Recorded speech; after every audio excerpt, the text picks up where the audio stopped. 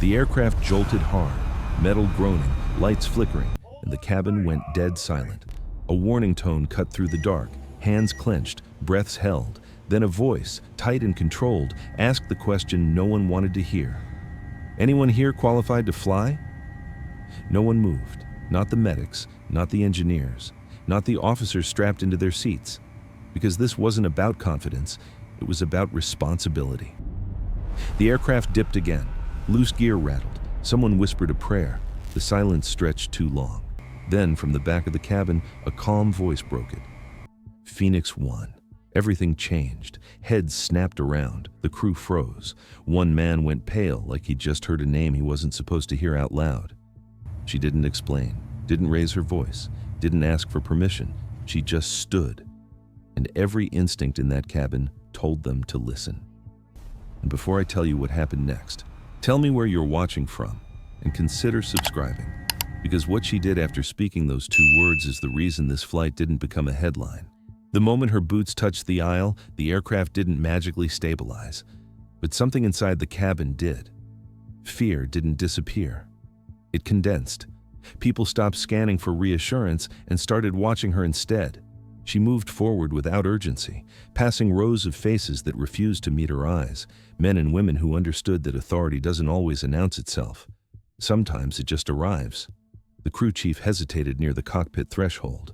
Every rule he'd ever learned told him to demand credentials, confirmation, proof. But rules were written for conditions that no longer existed. What stood in front of him was a choice: slow things down for certainty or let instinct move faster than protocol. If you were standing there with lives strapped into seats behind you, which would you trust? Inside the cockpit, the co-pilot was fighting a losing argument with physics. The primary pilot sagged against his harness, conscious but fading, hands trembling uselessly near the controls. Instrument readings disagreed in quiet, dangerous ways. Airspeed wandered, altitude bled off in increments too small to panic over, yet too steady to ignore. The aircraft wasn't falling, it was bargaining. She took in the panel without commentary, no dramatic takeover, no raised voice, just observation, the kind that came from having seen variations of this moment before. The co-pilot finally spoke, forcing calm into his voice. Autopilot dropped. Left side response is sluggish. We're compensating, but it's not holding. "I know," she said softly. 2 words. No explanation. Behind her, the cabin remained unnaturally still. Harnesses creaked. Someone swallowed hard. The crew chief noticed her hands as she strapped in. Steady, precise, practiced. Not the hands of someone hoping things would work out. The hands of someone already calculating what failure would cost. She adjusted the headset and leaned forward slightly, eyes tracking the horizon line. "I need clean airspace and time," she said, not as a demand, as a fact. The co-pilot complied instantly, radio already live. Somewhere in the rear, someone whispered a prayer, slower now, like they were afraid to rush whatever fragile balance had settled over the aircraft. The warning tones layered over each other again, impatient and unforgiving. She silenced one, let another run, focused on the third. Not every alarm mattered equally. Knowing which ones to ignore was as important as knowing which ones to answer. The aircraft shuddered harder this time. Not catastrophic, but closer, she corrected gently. Too much input would snap what little control they had left. There would be no heroics here, no sudden reversals, only margins, thin ones. As the nose lifted just enough to buy seconds, not safety, the truth spread through the cabin. Whatever happened next would come down to judgment, not rank, not procedure, judgment under pressure, where every choice closes a door forever. And somewhere deep in the silence, another question hovered, unspoken.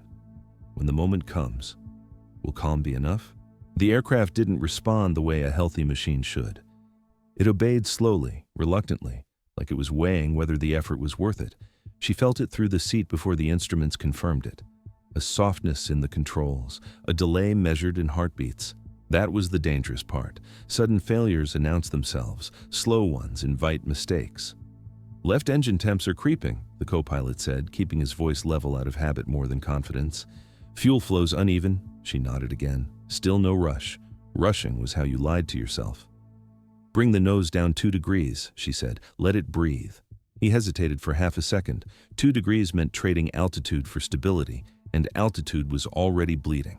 Protocol would have argued. Training manuals would have objected politely. But he did it anyway. The aircraft settled just enough to confirm she was right. Not fixed, just less angry. In the cabin, people felt the change without understanding it. The vibrations shifted. The sound of the airframe deepened. It didn't feel safer. It felt different, and different was enough to keep hope alive. The crew chief leaned into the cockpit doorway, careful not to crowd her. "Command's asking who you are," he said quietly, like he didn't really expect an answer. She didn't look back. "They already know," she replied. That unsettled him more than if she'd given a name. The co-pilot glanced at her, really looked this time. She was young. Younger than the situation felt like it deserved. No visible rank, no flight suit markings that explained why she was there. Just that call sign, echoing in his head like something half-remembered from a briefing years ago. The kind you don't forget because you're not supposed to hear it twice. Another warning tone chirped. She reached out and acknowledged it without ceremony. "That one can wait," she said. "This one can't." She pointed, not dramatically, just enough. He followed her gaze and understood. The aircraft wasn't trying to kill them. It was trying to stay together, and it needed help choosing how. Behind them, a medic tightened a strap around a patient who didn't need it, hands moving on instinct. An engineer stared at the floor, jaw locked, replaying the silence from earlier. That moment when no one spoke. When responsibility had hovered in the air, heavy and accusing. If you were sitting there, knowing what you know now, would you have stayed quiet too? Or would the risk of being wrong still outweigh the cost of being silent? She adjusted their heading by fractions, not degrees. Every correction came with a trade-off. Fix one instability, invite another. This wasn't about control, it was about negotiation, with gravity, with metal, with time. The co-pilot's voice dropped. "We're not going to make our planned airfield. I know. Secondary's tight. I know. Tertiary. Puts us over terrain we don't want," she finished. "I know." He stopped listing options. She already had them, probably before he did. For the first time, doubt crept in, not about her skill, but about the situation itself, because skill assumed there was a right answer somewhere ahead. What if there wasn't? What if all that remained was choosing which loss you could live with? She leaned forward slightly, eyes narrowing, listening to the aircraft like it was speaking a language only stress could translate. "We're going to buy ourselves time," she said. "Not much. Enough." Enough for what, he didn't ask. Some questions made things worse when spoken aloud. As the aircraft held together a little longer, the cabin exhaled as one. Not relief, just borrowed time. And borrowed time always came with interest. Somewhere in the back, someone finally lifted their head and watched the aisle again. Not with fear this time, with expectation. Because now they understood something else. If this worked, she'd be the reason. And if it didn't, they never finished that thought. Time stretched into something elastic. Seconds no longer behaved the way people expected them to. They folded, overlapped, vanished. Inside the cockpit, the instruments argued in quiet numbers while the airframe spoke in vibrations you felt more than heard. She listened to both, weighing which voice was lying less. "Fuel imbalance is widening," the co-pilot said. "If we keep this profile, we'll lose lateral authority," she finished. "I know." She reached up and adjusted the crossfeed, not to fix it, but to slow the argument. Small moves, always small moves. Big corrections broke things. Outside, clouds swallowed the aircraft gray and heavy, the kind that hid wind shear like a trap. The nose bobbed once, twice. She countered with pressure so slight it looked like hesitation. It wasn't. It was restraint. The crew chief's radio crackled behind them. Command voices overlapped, clipped and urgent, asking questions no one in the cockpit had time to answer. Who is she? What's her authority? What's the plan? He muted it without asking her. That alone told him how far they'd already crossed from normal. She didn't acknowledge the radio going quiet. Her focus never wavered. "If we chase stability, we'll lose energy," she said. "If we chase energy, we'll lose control. We split the difference." "That's not doctrine," the co-pilot replied, not arguing, just stating a fact. "No," she said. "It's reality." Another tremor ran through the cabin, deeper this time, the kind that made bones hum. In the back, someone laughed once, sharp and involuntary, then stopped when no one joined in. Fear does strange things when it has nowhere to go. The medic checked the pulse of the slumped pilot, then looked up, eyes asking a question no one wanted to answer yet. How long before we lose him? How long before we lose everything else? She noticed. She noticed everything. Keep him stable, she said gently. We need his weight balanced. Not his mind, not his skill, his weight. Even unconscious, he mattered. The co-pilot swallowed. He was running out of things to say, running out of places to hide behind procedure. At some point, this stopped being about flying and started being about choice. If you were in his seat, trained your whole life to follow checklists, would you let someone rewrite them in real time? Or would you cling to the rules and hope they were enough? A new alarm chirped, subtle, almost polite. She didn't silence it, she let it talk. Hear that? She asked. That's telling us what we can afford to lose. She adjusted again, and the chirp softened, receded, not gone, just quieter. The aircraft held, barely. In the cabin, a pair of officers exchanged a look, not fear, calculation, the kind that came from realizing this was now a single-point failure. One person, one set of hands, one judgment call after another. There would be no committee decision here, no vote, just outcomes. The co-pilot finally asked the question he'd been circling. What happens if we don't get that time? She didn't answer immediately. When she did, her voice was unchanged. Then we choose where we run out of it. That landed harder than any turbulence. Another radio transmission broke through the static, this one clearer. Command had stopped asking who she was. They were asking what she needed. The crew chief looked at her, waiting. She thought for a moment, a real one, not hesitation, consideration. Tell them we're diverting, she said, and tell them not to argue. Where? She named it, a place that wasn't ideal. Short runway, marginal weather, better terrain, worse margin, a choice that traded one risk for another. Someone in the back must have heard because a low murmur rippled and died.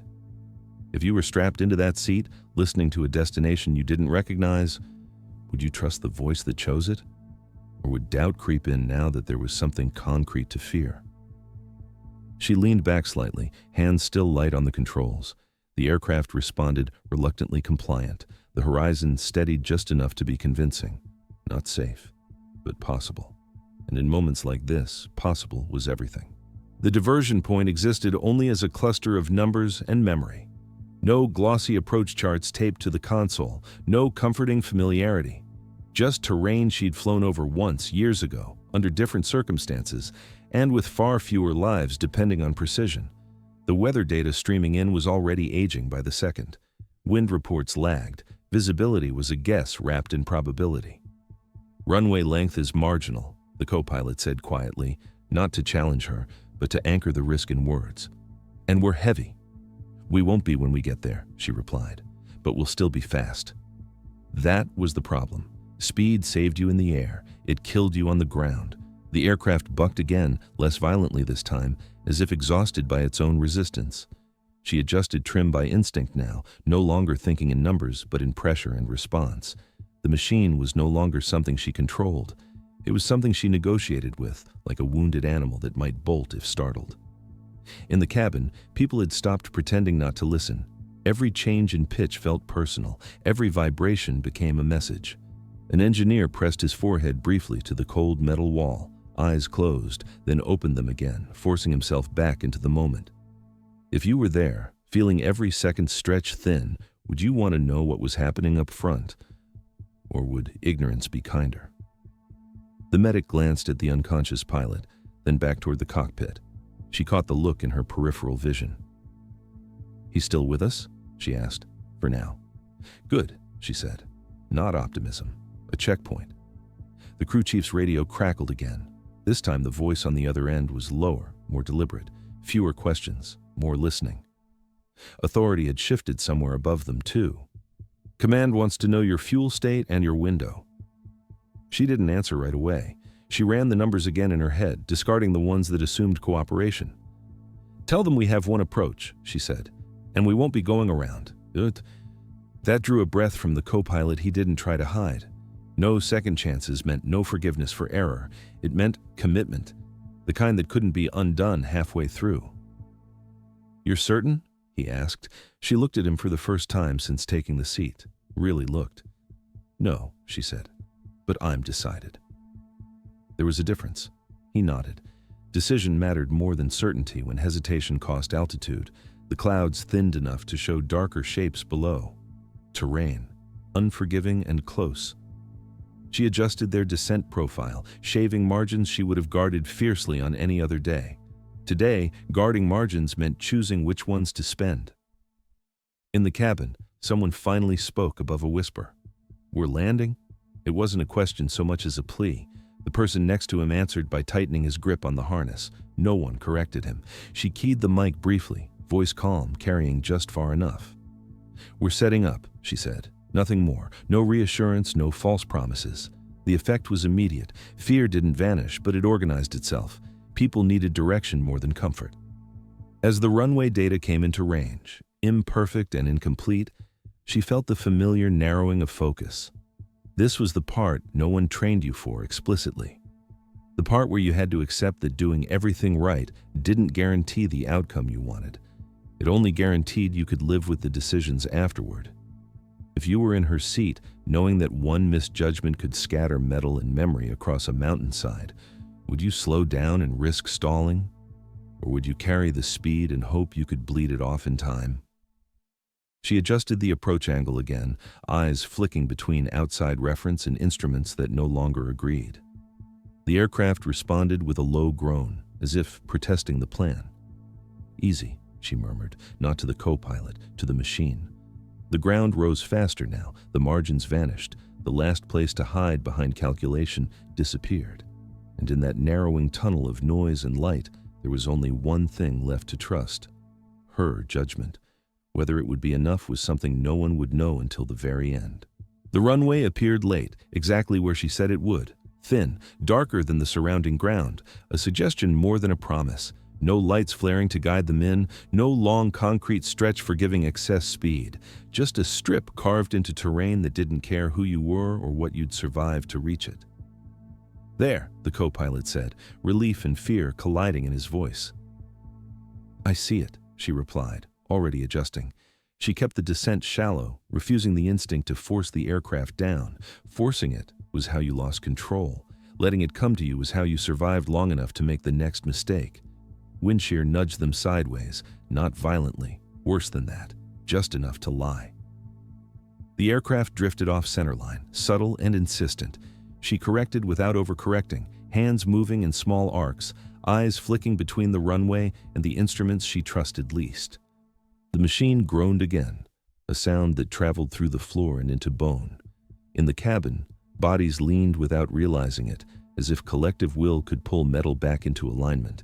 Someone whispered a name, someone else shut their eyes. An officer stared straight ahead, jaw clenched so hard it trembled. If you were sitting there, seconds from whatever came next, would you want to watch, or would you let darkness take the choice away? "Speed's high," the co-pilot said. "I know. We're heavy. I know. We're long. I know." Each acknowledgement landed like a weight. She was carrying all of it, the numbers, the doubt, the responsibility of deciding which warning to respect and which to ignore. There was no room left for fear, not because she didn't feel it, but because fear took up space she needed for judgment. The runway rushed toward them now, perspective flattening, time compressing into a thin, bright line. She brought the nose up just enough to arrest the descent without bleeding too much energy. The aircraft protested, wings flexing, systems arguing. For a moment, just one, the thought surfaced uninvited. This might not be enough. She let it pass. "On my call," she said quietly. The co-pilot nodded, hands ready, eyes locked where she pointed. Trust at this point wasn't emotional, it was mechanical. Either it worked or nothing did. The wheels touched hard, not catastrophic, but not kind. A jolt ran through the cabin, snapping heads forward, pulling breath from lungs. Tires screamed. The aircraft lurched, weight finally transferring from air to ground. She held it straight, correcting again and again, each movement smaller than the last, riding the edge between control and skid. "Brakes," she said. They engaged. Too much. She eased them off. Not enough, she reapplied. Every correction stole runway. Every second narrowed the ending. The co-pilot's voice was gone now. There was nothing left to say. The end of the strip loomed closer than comfort allowed. Dirt, rock, drop off. She felt the aircraft settle at last, speed bleeding away in grudging increments. The scream of tires softened. The vibration changed again. Then, stillness, not complete. The engine still ran. The airframe still trembled. But forward motion stopped. For a heartbeat, no one reacted. No cheering, no relief yet. Just disbelief, like the mind refusing to believe what the body already knew. She kept her hands on the controls a moment longer, listening, waiting for the delayed consequence. There was none. Only then did she exhale. In the cabin, the silence broke, not into noise but into breath, shaky, uneven, alive. Someone laughed once, then covered their mouth. Someone else whispered, "We're down," like saying it too loudly might undo it. The co-pilot looked at her, eyes bright, overwhelmed. "You did it," she shook her head, already reaching for the shutdown checklist. "We did enough," she said. Outside, dust settled around the aircraft. Inside, people slowly realized they were still here. But survival wasn't the end of the story. It never was, because now came the part where consequences caught up. And if you were responsible for every decision that led to this moment, would relief be enough? Or would you already be bracing for what came next? They sat on the runway longer than anyone expected. Engines idling, systems cooling. No one rushing to unstrap, as if movement itself might invite the universe to reconsider. The aircraft smelled different now. Hot metal, scorched rubber, the faint tang of something pushed beyond its comfort zone. She ran the final checks with the same care she'd given the approach, hands steady, eyes focused, refusing to let relief shortcut discipline. Only when everything that could be shut down was shut down did she remove her headset. That was the signal. The cabin came alive in fragments, harnesses clicked open, boots touched the floor cautiously, testing reality. A medic moved quickly now, confidence returning with purpose, checking the pilot again, calling out vitals that sounded better than they had minutes ago. People spoke in low voices, like they were in a place that demanded respect. The crew chief approached the cockpit, stopping a step short of intrusion. "Command's on the ground," he said. "They want to talk to you." She nodded once, not eager, not reluctant, just accepting the next phase. Outside, vehicles were already converging, lights cutting through the settling dust. The kind of response that arrived after danger had passed, efficient and late. She watched through the small window as uniforms gathered, pointing, counting. Somewhere in that organized chaos, questions were already forming, not about whether she'd saved them, but about why she'd been there to do it. The co-pilot finally broke the quiet between them. "You never told me," he said, "why you were on board." "No," she agreed. "Am I allowed to ask now?" She considered it, not because the answer was classified, but because it mattered how it was heard. "I was supposed to be somewhere else," she said. That changed. It wasn't the whole truth, but it was enough. They descended the ramp together. Cool night air rushed in, sharp and grounding. The ground crew froze when they saw her, recognition flickering across a few faces. Not awe, something closer to unease, a knowledge that came with context. An officer stepped forward, older, deliberate, eyes sharp. He studied her for a moment before speaking. "Phoenix 1, he said, not a question. "Yes, sir." He nodded slowly. "You weren't cleared to fly." "No, sir."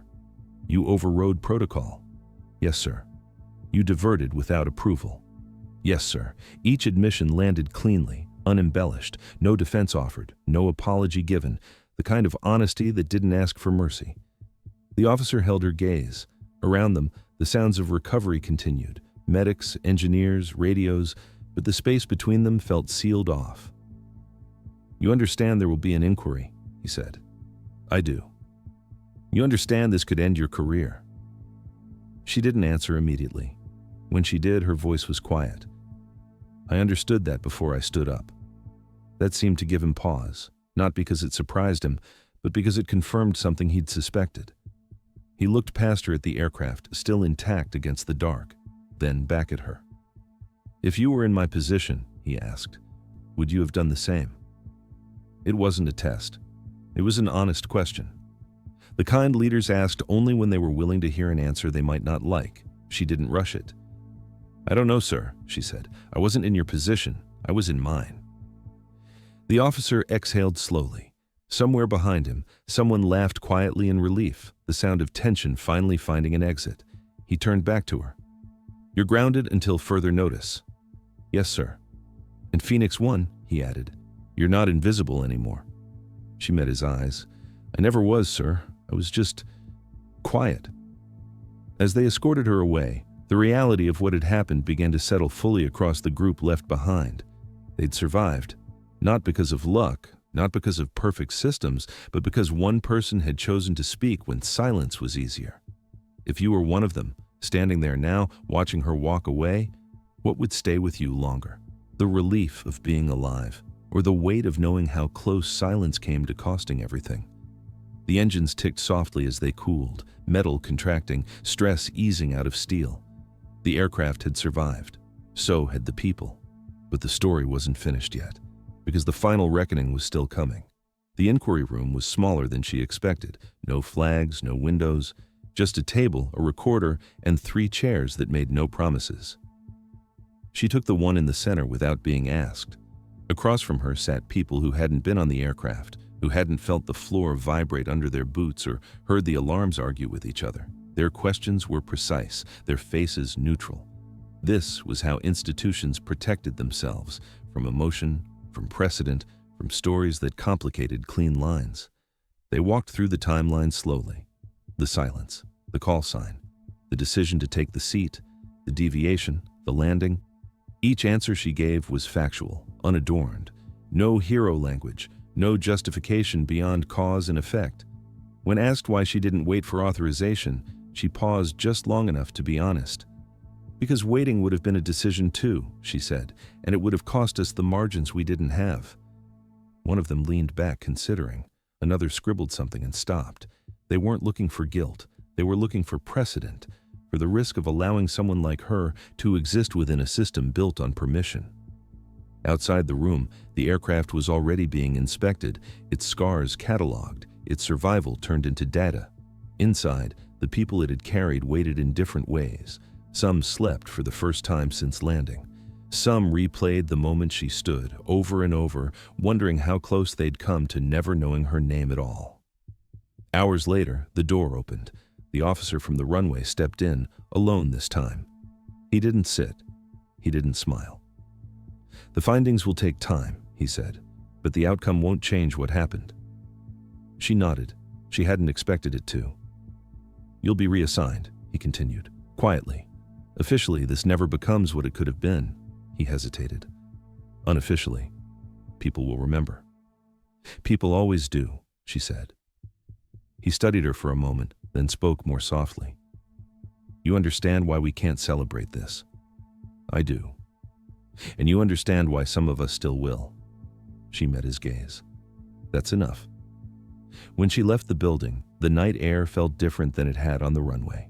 Calmer, heavier, she walked alone, no escort now, blending back into the kind of anonymity she'd worn like armor for years. That was fine. Visibility was overrated. Responsibility wasn't. Somewhere, a man she'd never meet would tell his family about the flight that almost didn't make it.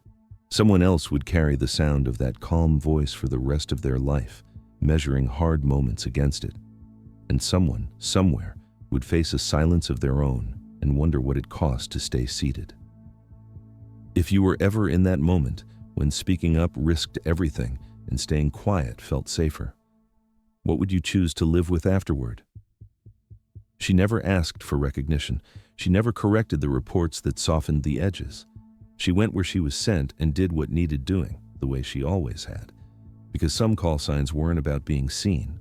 They were about being heard when it mattered. And if stories like this resonate with you, stories about judgment under pressure, quiet courage, and the cost of responsibility, then consider subscribing to Mindfront. Not for the spectacle, but for the moments that test who we really are when silence feels easier than action.